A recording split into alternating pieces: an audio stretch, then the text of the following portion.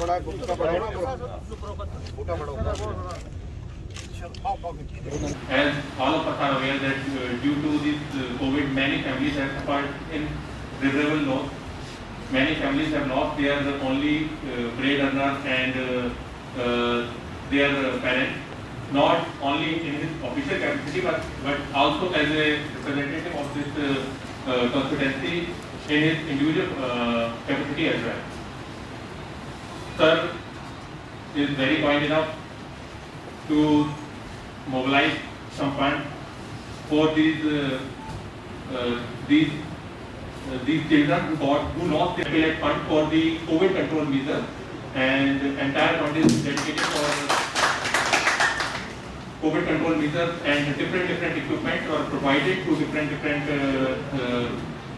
districts. I am very thankful to sir for this kind help, and I am hopeful in future also we will be getting same kind of support, same kind of guidance from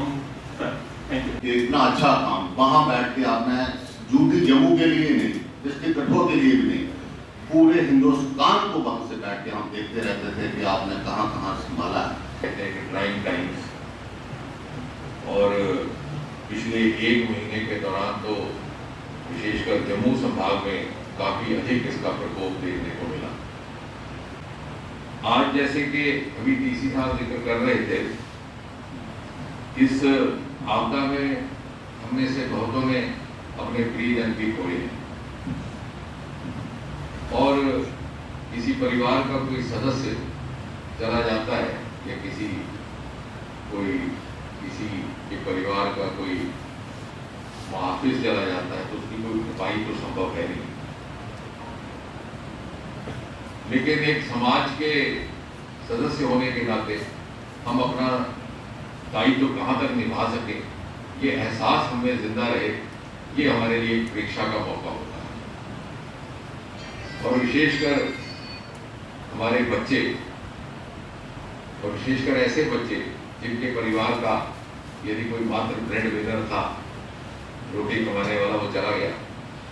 तो उनके भविष्य की चिंता करनी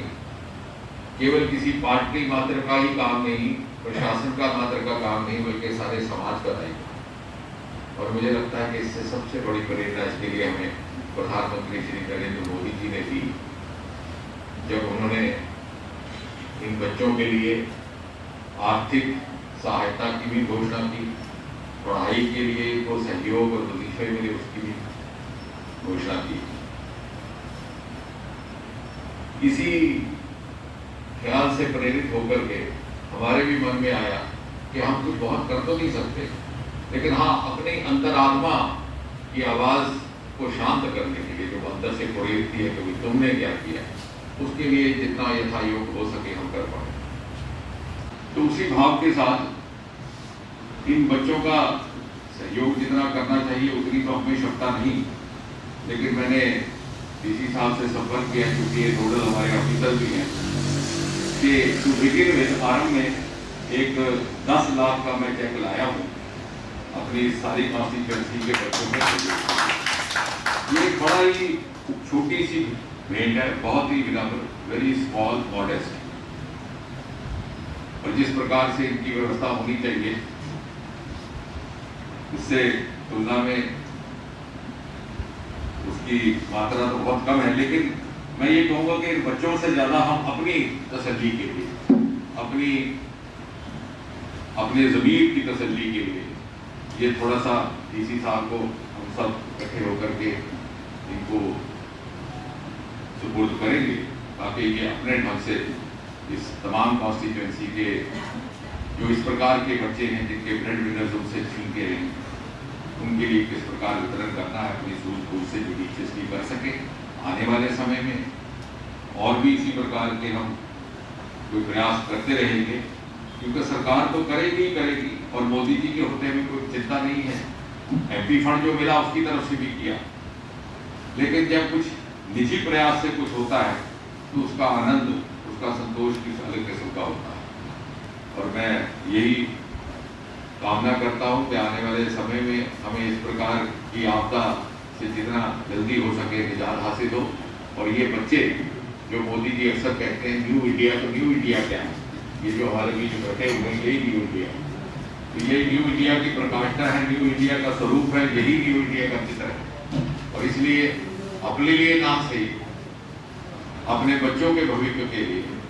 भारतवर्ष के भविष्य के लिए और मोदी जी के न्यू इंडिया के सपने को साकार करने के लिए हम ये बड़ा छोटा सा विनम्र प्रयास कर रहे हैं। आपके अनुमति से मैं डीसी साहब को ये करना चाहूँगा।